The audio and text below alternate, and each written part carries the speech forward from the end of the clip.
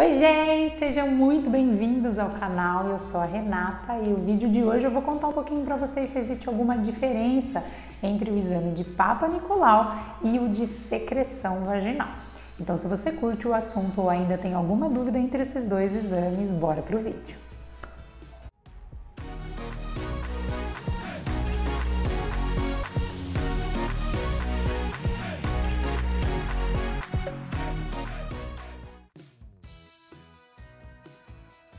Embora sejam parecidos, os dois exames possuem coletas em locais diferentes, assim como objetivos completamente diferentes. No caso do Papa Nicolau, ele é realizado então em mulheres não virgens e a coleta de secreção vaginal ela pode ser realizada em pacientes virgens. Entretanto, a gente não utiliza nesse caso o espéculo. Então, só lembrando, nas pacientes não virgens, a gente introduz o espéculo nesse canal vaginal, faz uma leve abertura e consegue ter acesso então a esse espaço. Analisem que nessas bolinhas amarelas é o local aproximado onde a gente vai fazer a coleta com suave da secreção vaginal.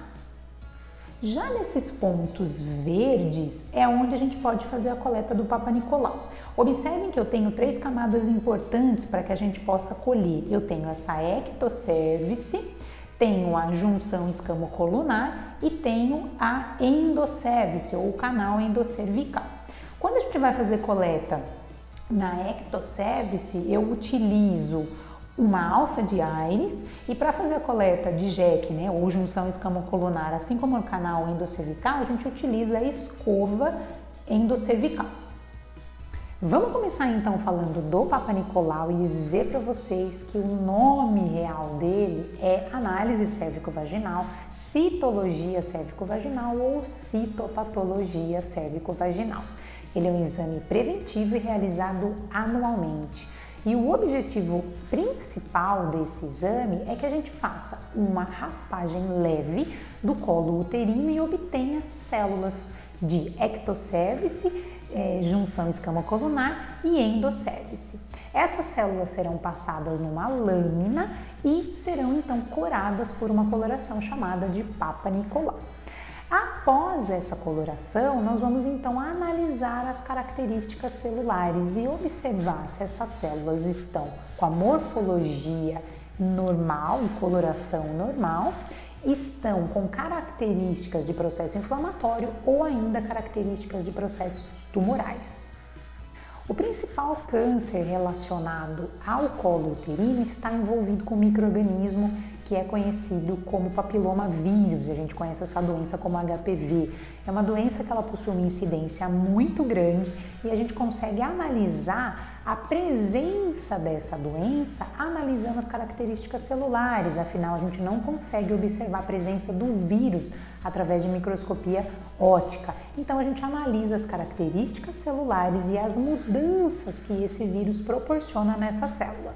Além dessa característica celular ocasionada pelo HPV, eu consigo ainda observar nessa microscopia a presença de outros micro-organismos associados a doenças, como por exemplo a candidíase ou ainda uma parasitose, onde eu consigo observar a presença de um parasita conhecido como Trichomonas vaginalis. Então, o objetivo principal do exame cérvico-vaginal, da citopatologia cérvico-vaginal, é analisar essas características celulares para observar se existe a potencialidade de processos inflamatórios e tumorais. Aqui só para que vocês tenham uma ideia de como que fica essa coloração de Papa Nicolau observando células de ectocervice. E aí eu tenho células intermediárias e células superficiais normais. Já o exame de secreção vaginal, ele é um exame que ele é realizado não frequentemente. Ele só será realizado devido a alguma queixa da paciente, que ela esteja desconfiada, por exemplo, de algum tipo de vaginose. E essas vaginoses, elas podem ocasionar algum tipo de corrimento, com colorações diferentes, esbranquiçada, amarelada ou até esverdeada. E essa secreção ela pode ser mal cheirosa e ela pode ainda ocasionar algum desconforto, alguma ardência ou até uma coceira, além de desconforto na hora da relação sexual. O médico, então, associado a esses sintomas e análise clínica, vai, então, solicitar a coleta de secreção vaginal. Então, o objetivo principal, no caso da coleta de secreção vaginal, é captar esses micro-organismos que possam estar ocasionando essas vaginoses, bacterianas, como a Gardnerella, por exemplo, ou até fúngicas, como a candidíase, ou ainda parasitárias, como no caso da tricomoníase. É importante dizer que essas vaginoses, elas estão associadas a um desequilíbrio de flora normal da mulher.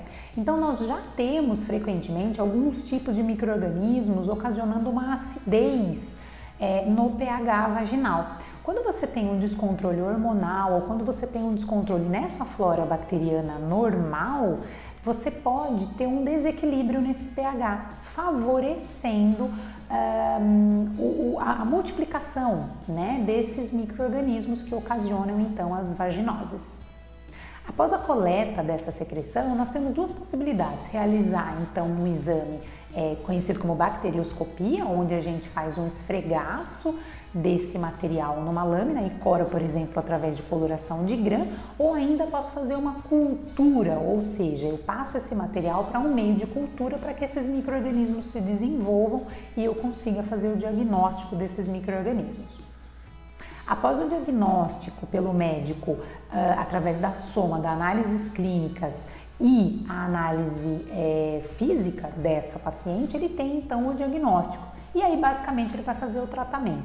No caso de ser uma vaginose bacteriana, ele faz o tratamento com antibiótico. Caso seja candidíase, por exemplo, ele vai fazer o tratamento com um antifúngico. E caso seja parasitário, ele vai fazer com um antiparasitário. O tratamento dependente do micro-organismo que foi encontrado pode ser feito através de via oral, cremes vaginais ou então através da associação dos dois tipos de tratamento.